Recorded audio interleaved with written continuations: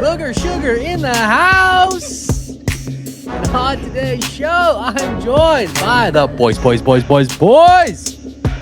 just had an Elite 15 double race. That can only mean one thing.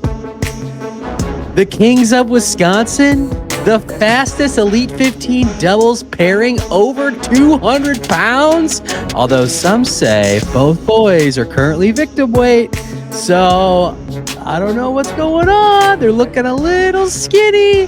That's right. We got the raw dog, Dawson Miller, and the most fearsome man in HYROX. You don't want to run into this dude in the burpee station. He'll put an elbow right in your ribs. BK's still afraid of him. That's right. We got Debo, Marcus Wallace, Dawson. Marcus, how we doing? Good. We're feeling trim from your intro. I am confirmed 199 right now. I don't know what Debo's at, but yeah, we're disgracing our records that we have of being over 200 pounds. Although the other big guy, as we saw, Jeremy, found the tiniest partner, so I think we're still good as a team. Collectively. You definitely have to, the 400-pound record is safe, almost assuredly. All right, we're going to go ahead and get right into it because Debo has got to go coach some second grade boys basketball, which honestly, is there a scarier coach in the league than you, Debo? I am pretty soft. Some kids don't speak English. I don't really know what's going on, but practices are crazy. Games are fun. I'm nervous for tonight, though. Sounds like a lot. Please tell me you wear your rec specs on the sideline as the coach. I did not. I dressed nicely, but maybe I will adopt that. Do you wear a suit and tie? I didn't go that far. Dressed nicer than my normal workout khakis apparel. and a polo. Not even that nice. So, what's nice, Debo? Upgraded from workout. Not sweatpants. He's got some Fioris on. All right, we had some races this week, and we're going to cover them really quickly before we get into the main event, which was the HYROX Elite 15 doubles down under. But before that, we had quite a few races, over 60,000 finishers this past weekend. I mean, Debo, how many people I'm going to pick up on a Matt B. Davis storyline. How many people even did the Open last year, Debo? 200,000, 300,000? And I believe it's down quite a bit. I don't think it's that high anymore. But yes, I agree. I do think all these people in CrossFit, they just sit on the internet. They just talk about wall balls. Well, we're out here. We're actually going places. We're having fun. It is getting quite annoying. So maybe they should join the party finally. Yeah, we got 30 to 40% of the Open in one weekend. All right. Everybody calm down. Just run the race. Have fun. It's not that serious. All right. Over in Europe, we had a lot of action. A lot of people talking about it. Over in Poznan, we had two pro races going. Your top five men, Domin Dornick with a 58.07, Turker Alici 58.17, Quentin Garrell 58.22, Yannick Chopla 58.46, and Evan Marion with a 59.34. Great times by the men. Nothing that is going to impact the elite rankings, so we will continue on. Although they could. Asterisk. They could, however, that has not been announced by HYROX officially. So we are not in the business of we are 100% in the business of speculating on Race Brain. However, until more information has come out, those times will not matter. But if this new rumored point system, which our good buddy Matt B. Davis alluded to on a post, it could. And your good buddy Till Shank talking about it on the broadcast. Yeah, I think Till Shank also took some shots at me on the broadcast. I don't think I'm actually big time enough for that to have been directed at me, but he definitely pointed out some things that I 100% said after the Hamburg major and also about the men. So who knows? We'll see. On the women's side, though, is this real? You're telling me this for the first time. We had your number one finisher, Kamila Boguka Solajewski. I definitely jacked that up. It ran a 59.04. Debo or Dawson, have you looked into this? Is this legit?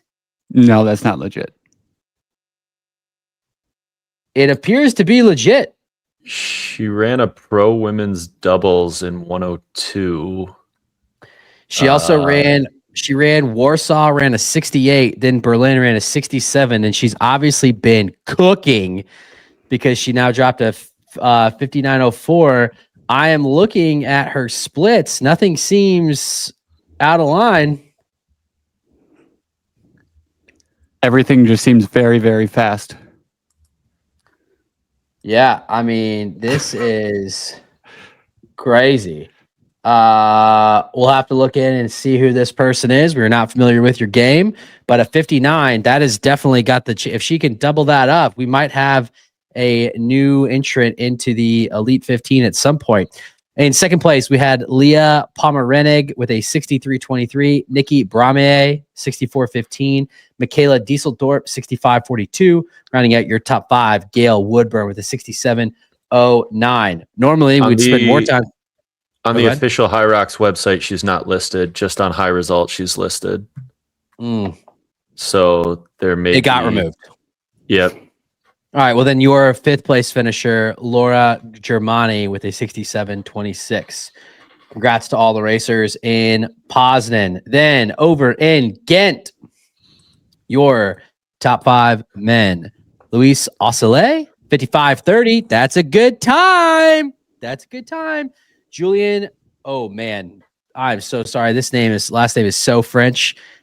Coquiad Solomon, 56.54. Sam Schumann, 57.16. Roberto Viciedo Jimeno, 57.26. And Ward Lemelin with a 58.16. That 55.30, that'll play. He also ran a week prior, 54.58, which that means his adjusted time is going to be 55. I believe that would be 14. That should be put him. Those two. He's going to be in for a major. Yes, it looks like 13th on the Phoenix list. That would put him right now. Yeah, he's going to be in. Really, really good times on the men's side. For Julien, that is a PR. He had previously ran a 59, so he's still got some work to do, but that'll put him in a good spot. And for Roberto Viciedo, he had ran it's actually not a PR. He'd run a 57.08, but still very respectable time. So shout out to the men. On the women's side, Royson Egan with a 61.52, Emily Dahman 62 flat. She is currently, as it stands, in for Phoenix. Lou Esnar with a 68.52, Marianne Koster 69.20, and rounding out your top five, Hannah Kalik with a 69.52. Shout out to all of the racers in Ghent. Did one of you have a thought on that? Did Emily Dahman opt to not race, or did she not qualify for Melbourne? She opted not to race. I believe she had some sort of injury earlier in the year, and she's just sort of taking her time healing up from it. Her coach is Hide, and they are not afraid to not race and do a really big build, it seems.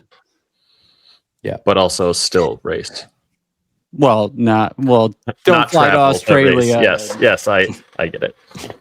And then in the HYROX capital of Frankfurt, your top five men, Ronan Lindsay with a 56.52. This is fresh off a 55.58 the week prior in London, and he had also run a 56 in Dublin. So that is going to be a name to watch out for. That's also the other half of the Jay Hogan team, I believe it is.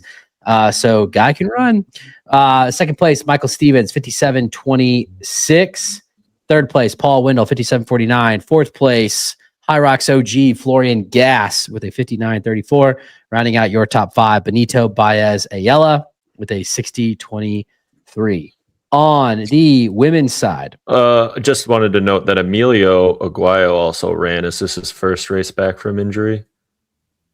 He was sick going into it, and just think he didn't have it on the day.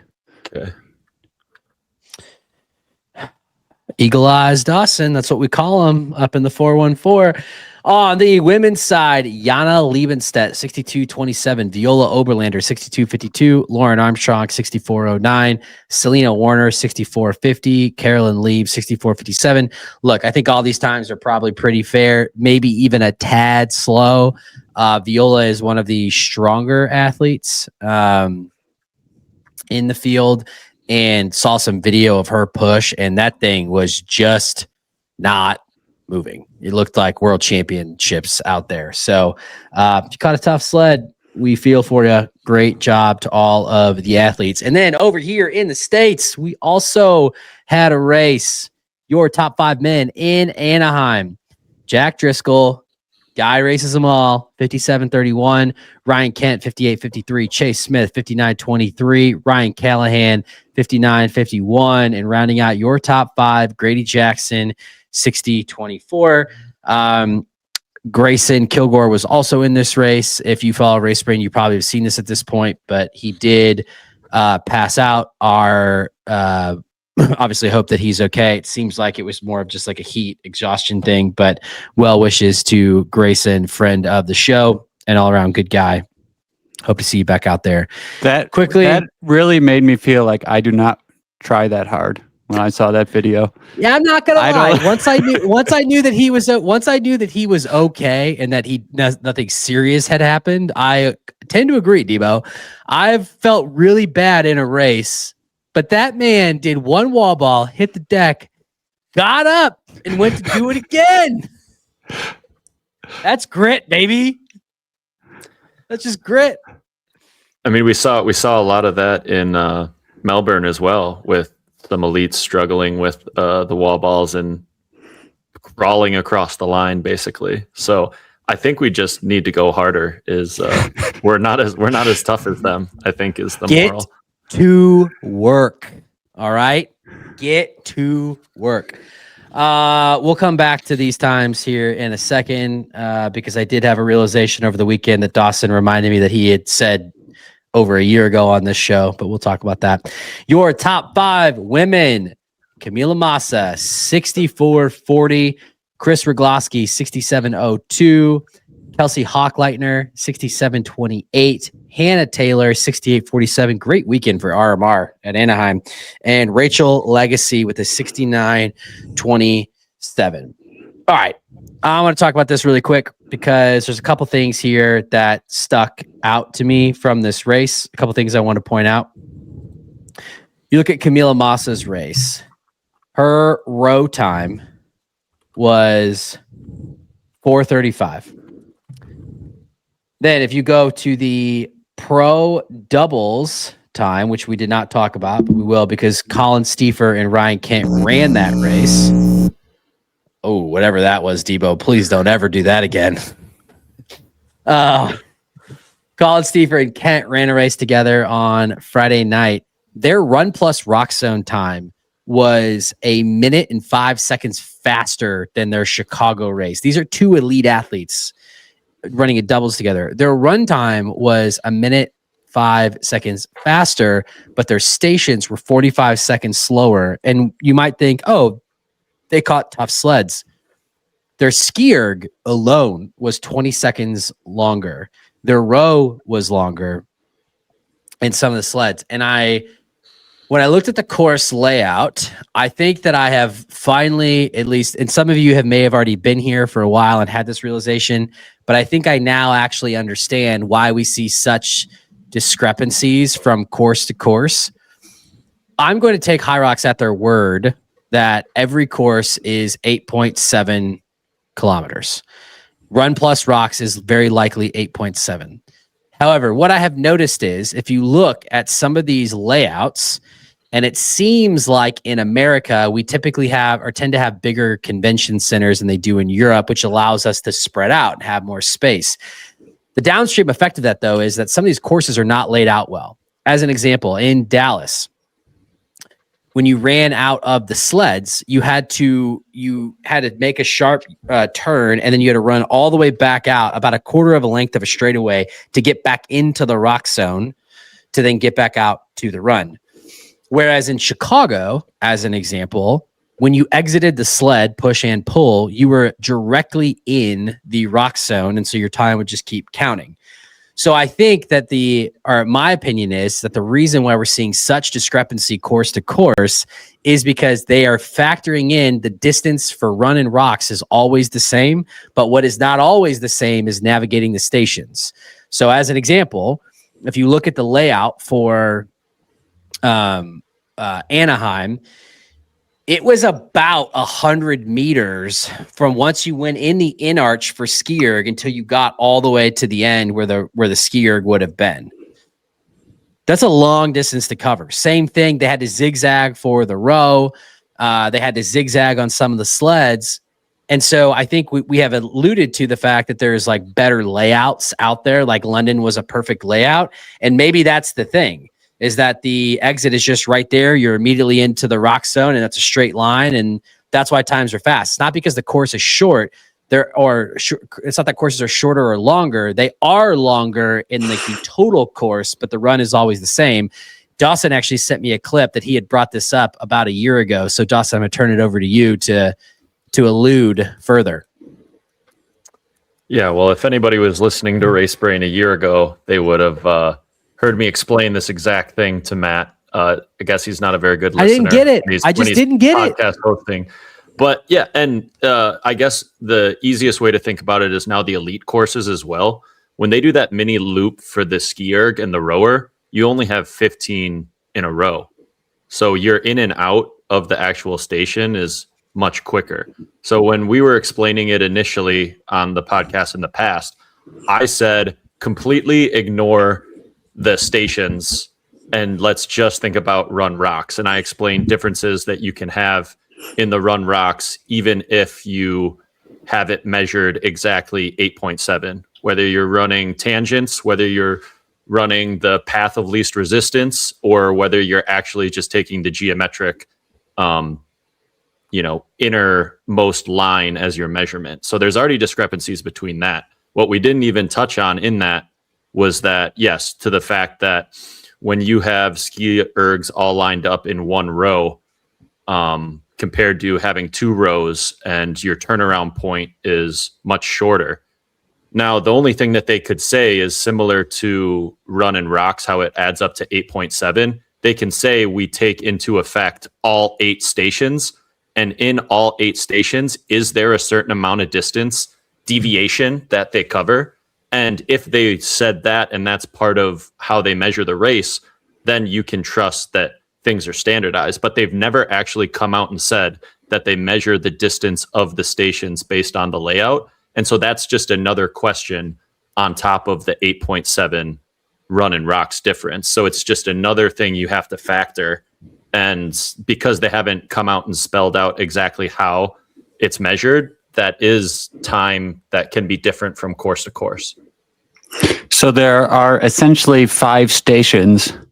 This could affect the sleds, depending on how many sleds there are, the rower, the erg, the wall balls, depending, everything else you sort of into it right off the rock zone. I refuse to believe that they have qualification that comes down to seconds and they don't incorporate these in. I think that would just be crazy. They have to incorporate them somehow. I always assume they just go with the wheel and someone wheels the course and then you wheel into like a ski erg and you wheel out and all that is included. If they aren't, I mean, that could be 50 meters just on a ski erg you're running extra. I'm willing to bet that they don't wheel it because they can't. Because they can't. There's no way, right? We've seen, look. It just doesn't make sense if you just look at the different maps and how everything is adjusted. There, to Dawson's point about like just the geometry of it wouldn't allow for it. Yeah, I mean, and basically we're just questioning everything because we don't know if they actually spelled out the actual, parameters. Like Anthony Parasini always says that they measure at 8.7 within 10 feet. That's just run and rocks though. Do we have that exact same metric for the stations? And it's just never really been a question that's been brought up or addressed. So we're just kind of not in the know and can just speculate at this point. Which we already know that this is like it's hidden time, right? Because just as an example, forget the distances and how far it is. No one's ski and row time is ever actually what they would row for a 500 meter pace, right? Because it's just known that it starts once you cross the timing mat and it ends once you cross the timing mat. So there's already distance in there that is not actually included in the rock zone. So there's no way to your point, Dawson, there's no way to then factor in like, okay, one time in Anaheim, we had one long line of skis. And then the next time they were back to back. Dallas was back to back. Chicago was back to back. Right. So it's like, there's, sometimes there's timing mats when you make the turn. Sometimes I believe in Dallas, if I remember correctly, I could be wrong, but if I'm remembering correctly, you crossed into the ski, and then you skied. And then when you took the exit out, the timing mat wasn't there. It was back at the top. So the clock is running from the time you ran all the way in and to the time that you ran out. That's distance that you're running that is not factored in your rock zone time. That's just in your ski time. I think the craziest thing about all this is that you've been doing HYROX for over 3 years and you've never thought about this until this last week. Well, it just doesn't because I think it's hard. I think it's hard because to Dawson's point, with the introduction of the Elite 15 courses, we don't see wild variances of a lot of the elite athletes, but we do whenever they get on pro courses. Now, granted, people can have a bad day, so this isn't the best example out there. But you look at Dylan Scott as an example. Last year, in the spring, he had a great run of races. He was basically 54 to 55, and then he had a random Miami course that he was 59. Now, he'll be the first to tell you that he wasn't his best that day. He didn't have the best race, but was he 5 minutes slower? No, but there's definitely course discrepancy in there. And so it's like that makes sense as to why we see some people who will get 2 to 3 minutes faster. It may not be that their fitness is 2 to 3 minutes faster. They just got a course that was laid out better with less transitions behind the rock zone. And that's why times are what they are. So this is me having a realization and issuing a formal apology to everybody who I said that their course was short. Your course wasn't short. HYROX just doesn't know how to measure. Well, and again, I wouldn't put it that far. I would just say maybe they don't have a parameter in which they need to meet, so it's not part of their layout process. And maybe they do. We don't know. Something. But yeah, I mean, it's just one factor in 10 things that affect the race. I mean, I feel like just temperature in the venue and humidity have a way bigger effect than, say, an extra 50 meters within stations. But if you can eliminate that, then why wouldn't you? Yeah. I did hear that Anaheim was hot. So for what it's worth. Or you just get rid of time qualification, then no one really cares. Well, I really hope there's some news that comes out soon about that. Guess we'll have to wait and see. And then down under, we already covered the Elite 15 solo race, but we did have pro races. Liam McCrory doubled back with a 54.58. Dexter Buchanan with the 56.50. Jonathan Nguyen with the 56.52. Matt Slee with the 57.34. And Tanguy Cruz with the 58.11. My question for you, Marcus and Dawson, they are not letting 2 times in a weekend stand. Charlie Bottrell has already been on the receiving end of this. His second of it, or the slower of it, the 2 times gets removed. Should Liam McCrory be allowed to tag 2 times from Melbourne, his Elite 15 time plus his men's pro time? Well, how since fast all courses was his Elite 15? 55.53. Does he has a time faster than that though, right? So it doesn't really matter. Or they should make them say, well, you could have your pro time, but then you don't get your prize money. There's an idea. No, they shouldn't do that. They should give them the fastest time and the prize money. I'm just saying they're not allowed to get 2 times from the same event. You are correct, Debo, that he does have a 59.49, so 4 seconds faster in Stuttgart. But both these times are on his record. Should he be allowed to have them? Yes. Is there a difference for this because Charlie's were both pro races and this is an elite and a pro race? Does that make a difference? Yes, they are different, so they shouldn't. Wait, yeah, I'm so confused. Different venue, different race course. Technically, no, it's always 8.7K, Dawson. There's never any variance. That's what I'm saying. Since they're the exact same. Well, actually, Dawson's on my side, right. Devo. Something to think about. And then on the women's side, Amanda O'Connor with that's not right. Calypso Sheridan with a 62.40. Anna Bromley 63.47. Nadezhda Dorosky 63.50. Isabella Vallejo 63.56. And rounding out your top five, Sydney Royce 64.36.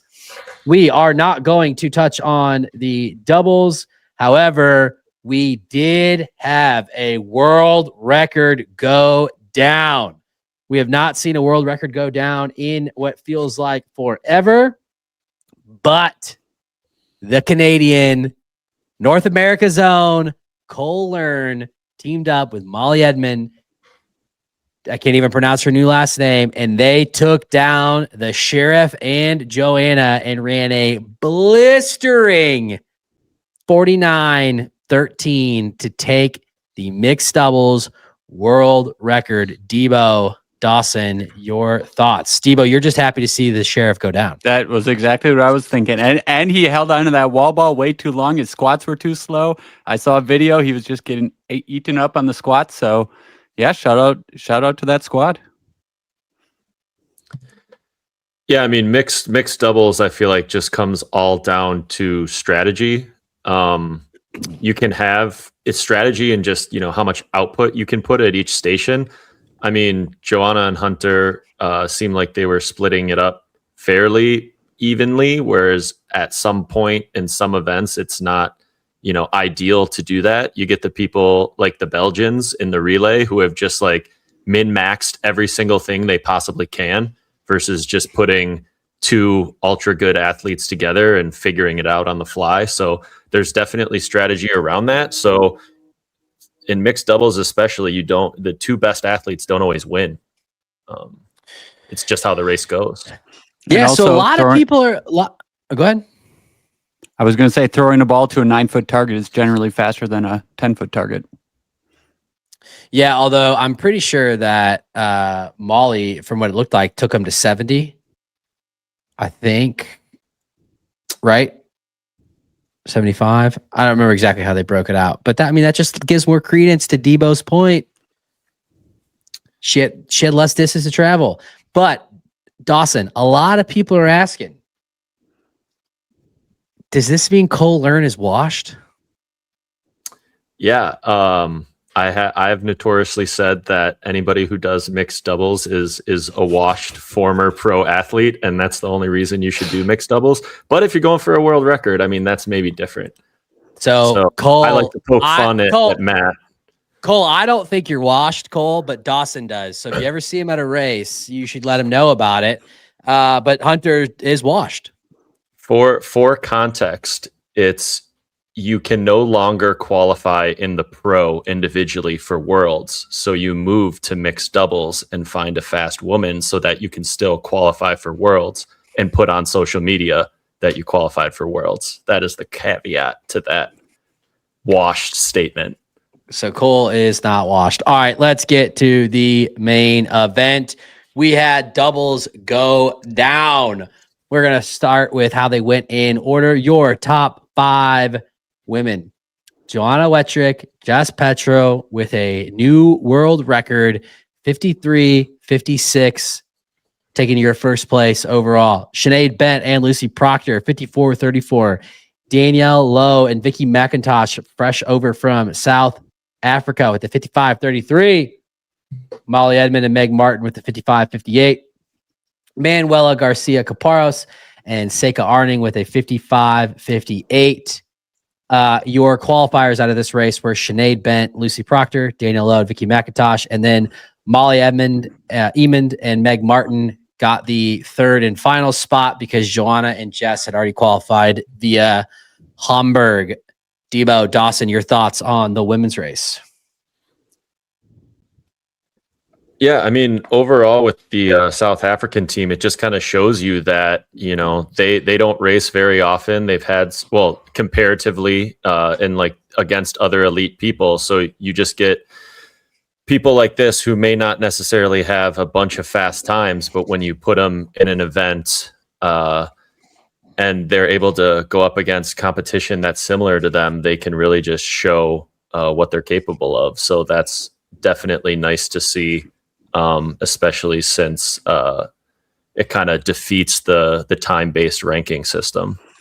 Although I'm not sure how familiar you are with the South African HYROX scene, because both those ladies were just outside of qualifying for this major. So they have run fast, they've flown under the radar, and they've run fast without many races. So this is where Debo thrives. Debo knows random athletes all throughout the world. I'm pretty sure they were the two. They had like the alternates in case someone pulled out last minute. I'm pretty sure it was both of them. Danielle was in the first major in Hamburg, so she got some experience. But yes, they've flown under the radar. Vicky McIntosh, former CrossFit Games athlete. So I think, yeah, it really played to their strengths, and I was not surprised to see them way up there.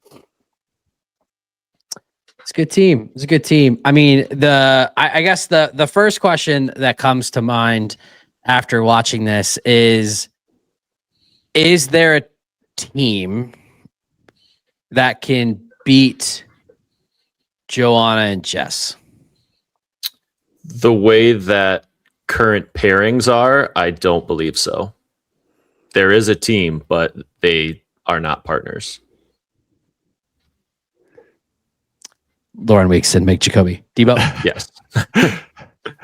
I mean, Sinead and Lucy both coming back from some issues and giving them a good run. I think they could definitely be close up there.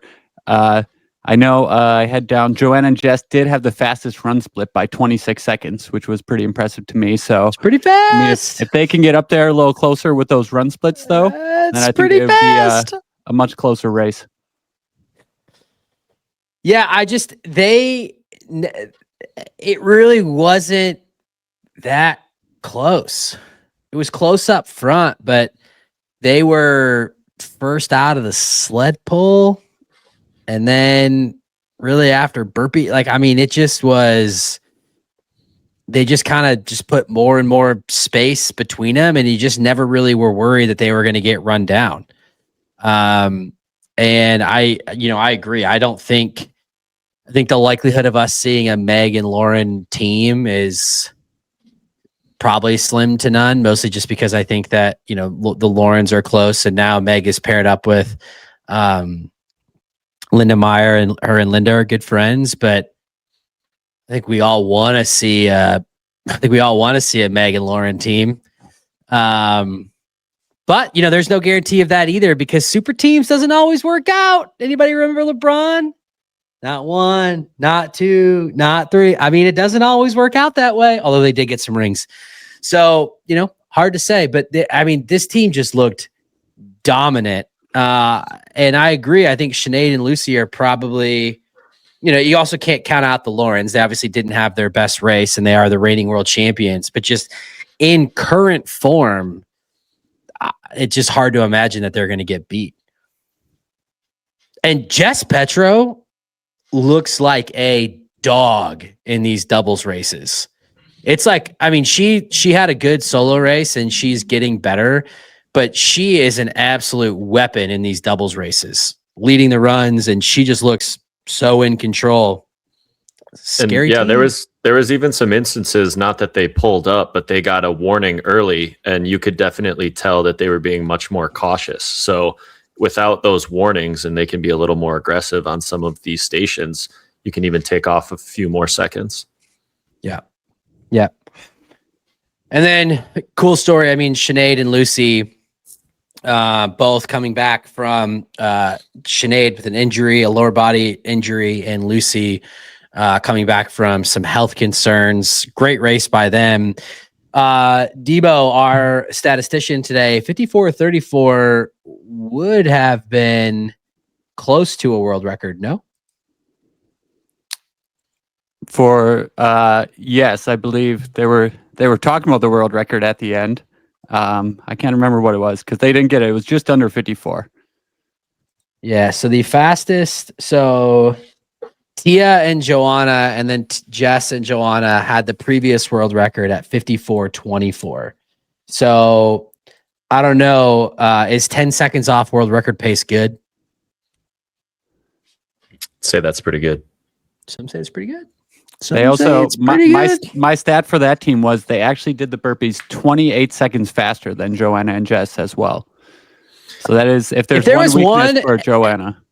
Yeah, I was gonna say if there's one hole in Joanna's game, like for Lauren, it's the sleds. For Joanna, it's the burpees. That's where she gives up the most. And honestly, that's where we saw Cole and Molly make the move in the mixed doubles race was on burpees as well. Although we'll give Joanna some grace because it was her third race of the weekend. And then the other team that I would say that people need to watch out for, take very seriously, is the team of Molly Edmunds and Meg Martin. If you were not familiar with them before, shame on you. They ran a 54:37 at Worlds, taking first overall in the age group for pro doubles women. And they had a 54:20 prior to this as a team. So, and they're now in for Worlds. I don't know if they have aspirations of still trying to get into the solo, but this is going to be a good team come Worlds. I mean, I think we have to talk about that wall ball finish as well. It was just chaos.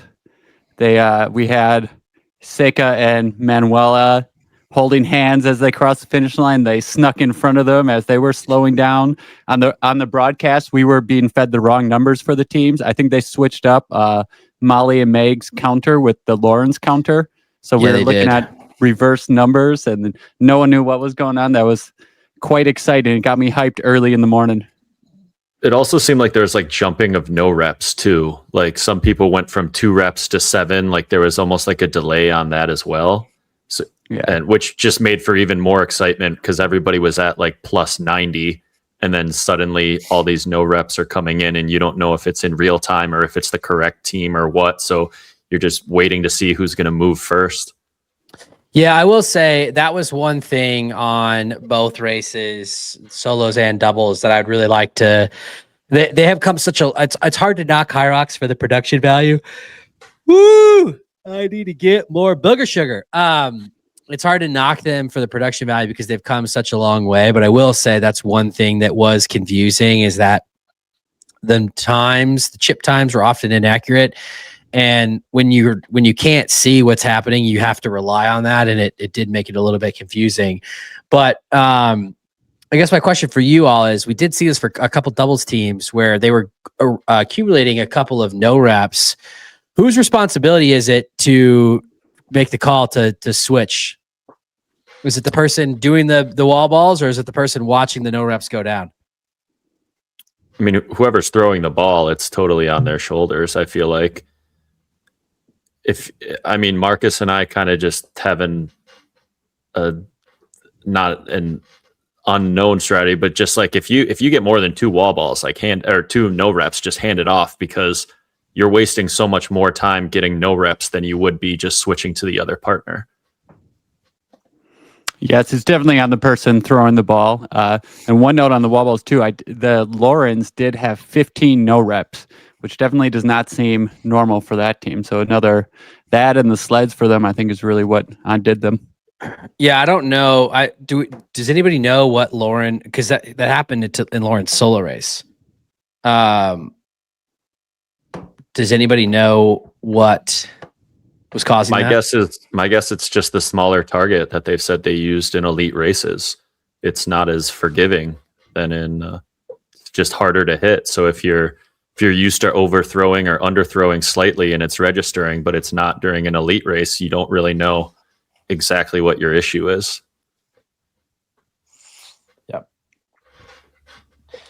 And then obviously the big takeaway or learning from this is sprint to the finish. It was heartbreak for Seca Arning and Manuela Garcia Caparros. They finished. They thought that they were going to take that third and final qualifying spot, and the team of Molly Edmunds and Meg Martin came and pipped them right at the end. Tough break for that team. They ran a really good race. Actually, the official time for both is 55:58, so it came down to milliseconds. But just a good reminder: if you're in a battle, clock doesn't stop until you cross that line. Gotta sprint through.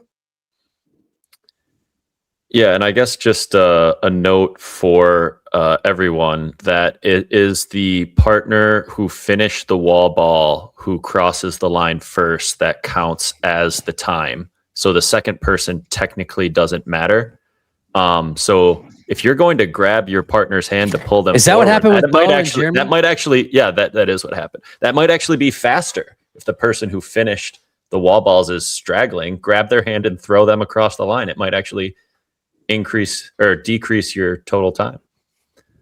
But yeah, I think they were going to get past whether or not they grabbed hands or not. The other team was just running and from a farther distance, so they're moving as they left at the exact same time. So they're just momentum was going to carry them across the line first anyways. I don't think it was the grabbing of the hand that really cost them the race.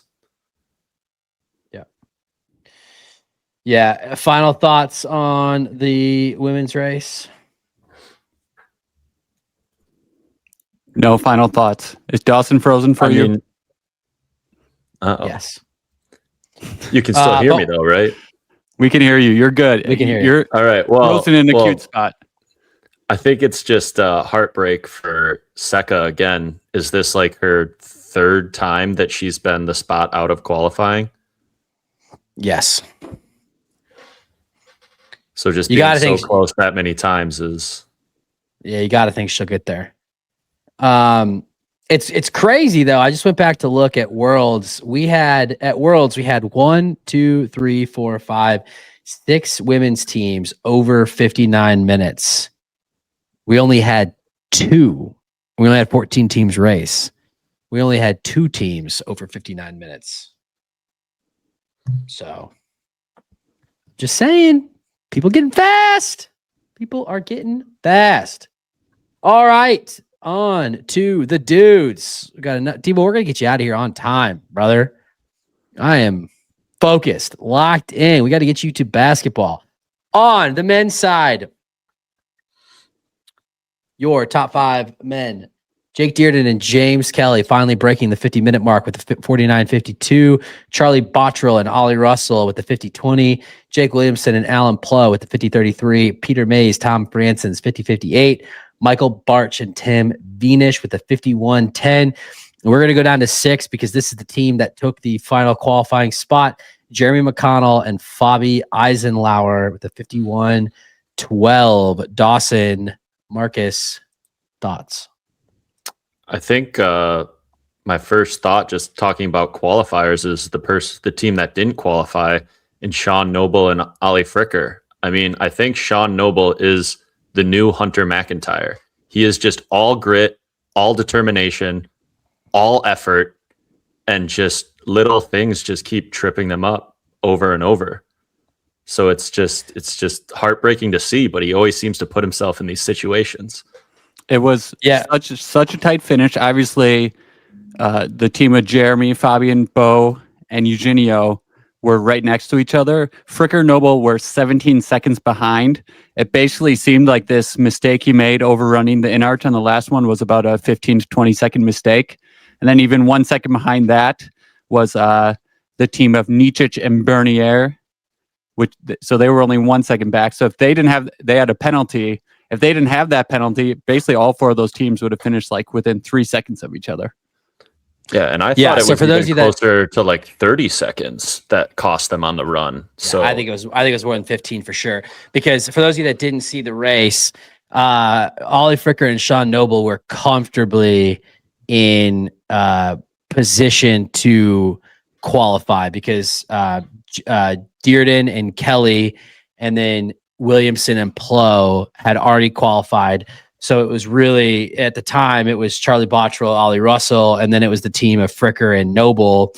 And they were actually running with Charlie and Ollie. So to orient everybody to kind of where they were at in the race, they were running with Charlie and Ollie on the same lap. So they were only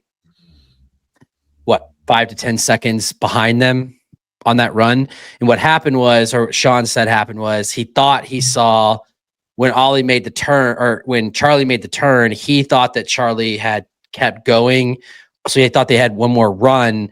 So then they passed the in arch, and then it was only then that they looked to their left and saw them heading into the wall balls.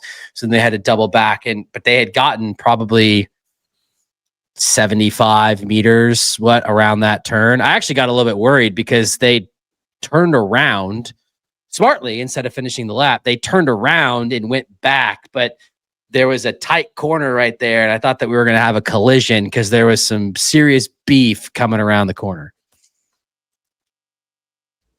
Yeah, Matt, and I just want to correct your meters again. I don't think any straightaway on this course is 75 meters long, so I'd call it like 30 to 40 meters. Well, yeah, but they had to go back the straightaway. They had to go around the turn, and they had to go back in, is what I'm saying. Yeah. Yeah, they basically got to the wall balls on the outer side of the track and then had to turn around and go. Probably one straightaway of the square. They should have just jumped over the barrier. Then you wouldn't get marked as passing the chip on the arch. If Debo and Dawson are in this race, where do you finish? We weren't there. We can't say. Yeah. Don't know. Travel. I think travel would have messed me up. I would have got there 12 hours early. Tough. Well, go ahead. I was just going to say, we've beaten Jeremy in every single race we've ever had with him, so just put us right by him. Put you in front of him. Well, you can say that, but he's the only one we've really raced a lot in this race. Yeah, this was it was awesome to see Charlie and Ollie bounce back, especially having to listen to Till eat crow about how he had been well, I don't think he would say this, but how he had been disrespectful and knocking Ollie and saying that maybe it was time for Charlie to find a new partner and for them to come down under and just wax the field to solidify their spot. Pretty impressive. Yeah, that was very impressive. The JK comeback after the first day. One thing at a time, guy. I'm getting there. Impressive comebacks. Yeah. Yeah, and I mean, also, hats off to JK. Yeah, pretty cool. In the post-race interview, Lauren asked him what it meant to him, and he admitted that he actually was considering pulling out of the race because he was questioning kind of everything after that solo race. He didn't have the race he wanted. He was questioning his fitness. And good guy Jake Dearden talked him into racing. And good thing he did, because I'm pretty sure they had not broken 50 minutes prior to this, correct? I think they were just over 50 in Houston. Yeah, they had a 29:49 run split, which was... Yeah, they were 50:04 in Houston. It was, so they had a 38-second faster run split than the second fastest team, and most teams were actually right around 31 minutes. So that's really where they put in all that time, just on the runs almost alone. Yeah, they were 50:13 in Hamburg. So 21 seconds faster. Dearden's fast. I'm not going to lie. As I was watching it live, I literally sent a message to Dawson and I was like, Dearden looks slow. Like he's struggling. And then the back half of the race, I texted Dawson again and said, LOL JK, he found his running legs. He is flying.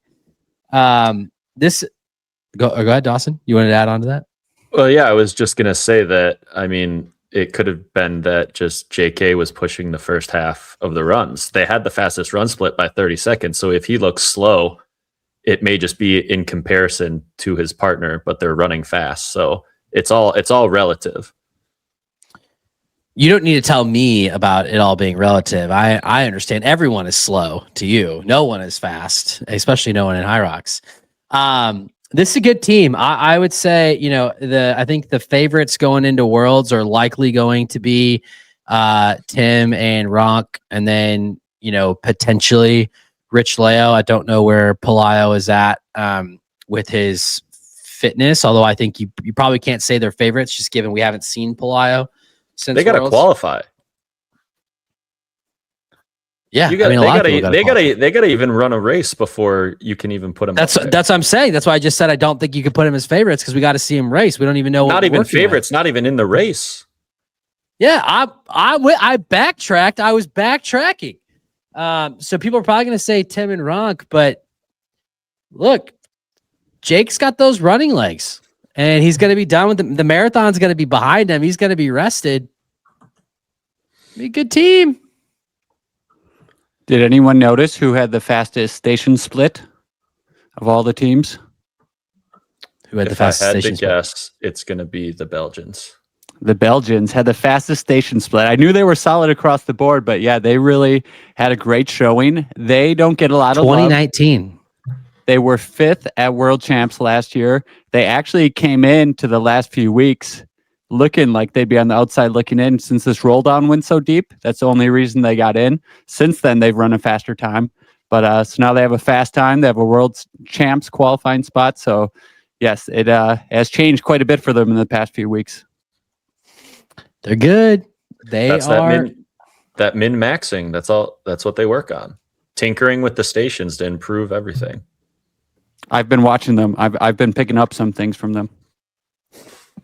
When do we see? Are we going to hand off the? Are we going to hand off without dropping the farmer's carry? Is that the new plan? Yeah, we'll do that. That Japanese turn people do on the farmers. Yeah, we'll do it all.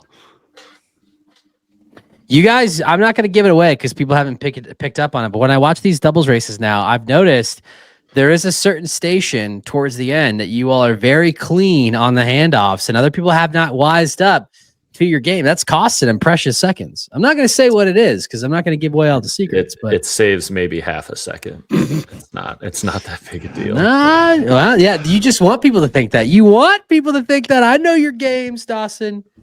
I know your games. Heartbreak for Bo Wills and Eugenio Bianchi. They crossed the line at the same time as Jeremy and Fabi. However, Jeremy stepped slightly ahead of Bo, and classic Jeremy fashion. It turned into the Jeremy show on the post-race floor because while we're trying to figure out what's going on, Jeremy is causing a scene. And at one point, I thought that Bo Wills had enough and we were going to see fisticuffs. But cooler heads prevailed and everybody calmed down. They dapped up. I think that they're good now. But yeah, Fabi and Jeremy will be going to Worlds instead of Bo and Eugenio. I feel like you have to be very annoying to get Bo Wills mad. I was very annoyed, and I was 5,000 miles away. And unfortunately, it also there were 11 no reps from Bo Wills team, which obviously cost them in the end. Yeah, it was a battle. Other thoughts on this race, gentlemen? I mean, we can mention that we just saw Tim with a new partner. It didn't count towards the actual finishing, but just plug and play with Tim. He can drag anyone around the track for a qualifying spot. He could do it all. Yeah, so for those of you that aren't 100% positive on what happened, so apparently the rule is you are allowed to run these races with other partners. So Jake Williamson can run an elite doubles race with any of the 69 partners that he has qualified for elite 15 doubles with. However, he has to declare before the race if he is giving up their world spot or not. So in this specific instance, Tim and Michael had a time. They were eligible to race, but Tim had to declare if he was going to give up his world spot with Ronk or not. It would have been rolled down to the next team in that qualifying race, which would have been the Hamburg race. He did not do that. So him and Michael raced as an expedition, as an exhibition race, not an expedition race. And then thus it rolled down to the next person. So we'll see. We'll see. You might see Jake with a different partner at every major from now on. Who knows? The only thing I don't like about this is towards the end of the season, if you get multiple teams on exhibition, you get multiple teams that have already qualified for it, like in the last major. All of a sudden, it's like there's the roll down going to 14th place. Whoever got 14th place, you're going to World Championships. I do not disagree. I think it's a bad look. But I think that the reality of this situation was at one point when they initially announced the teams, there was 3 TBDs. So look, Australia definitely deserves a major. So I don't want all my Australian friends to hear what I'm not saying. They definitely deserve a major. It's one of the biggest markets. They have some of the biggest names in sport. They deserved it. That is tough travel for the entire world. So it is a very hard thing to work out. Yeah, yes. Marcus and I got a shout out. They said the Americans didn't want to show up for this race. We were one of those teams. Yeah. I don't want to do 37 hours of travel to race. Do you? The people who went down there, it seemed a little crazy to me. I don't know, travel all that way to get a 13th place and not really be in the race. But so you put that in your IG bio. Hey, Debo taking shots. Marcus, those teams have faster times than us. You can't talk crap to them. You are correct.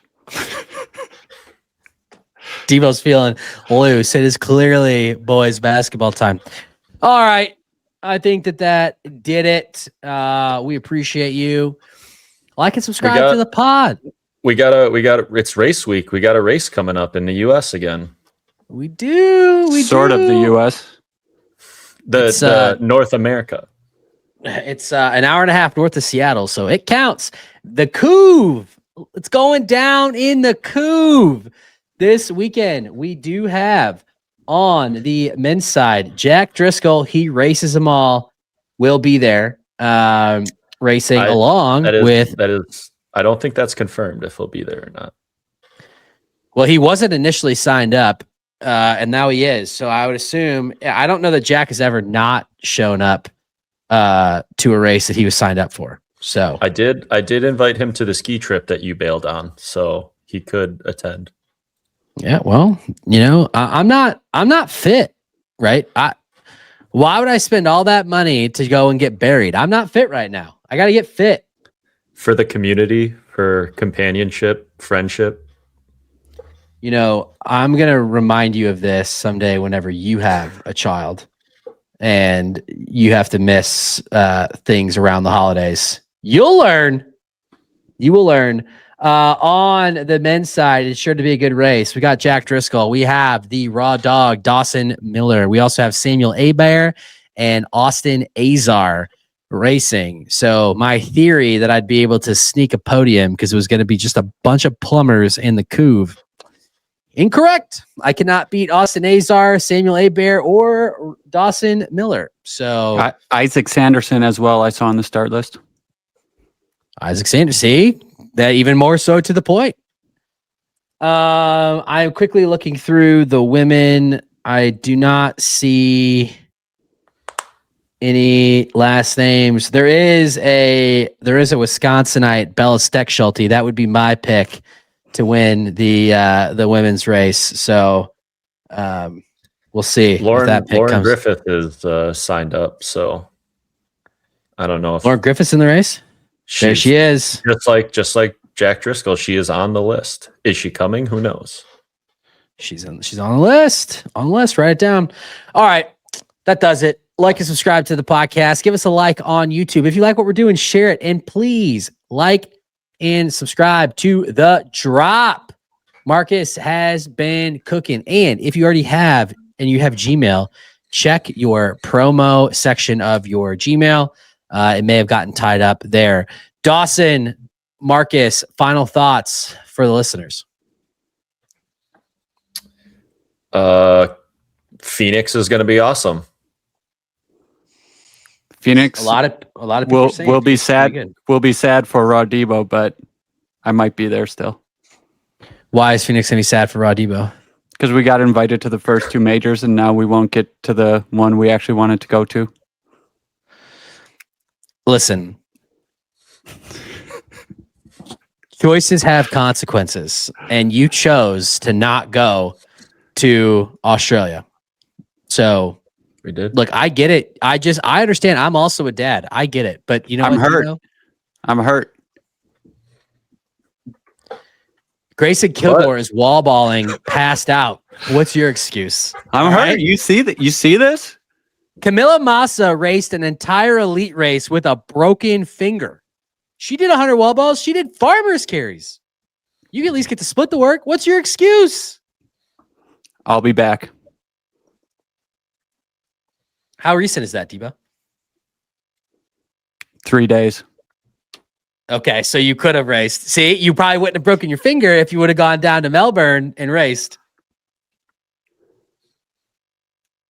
I would love to see Dawson's face right now, but he's so frozen that it doesn't matter. I'm still well, I can't see Marcus, so I can't even confirm that he's injured. You know. All right, that'll do it. We out.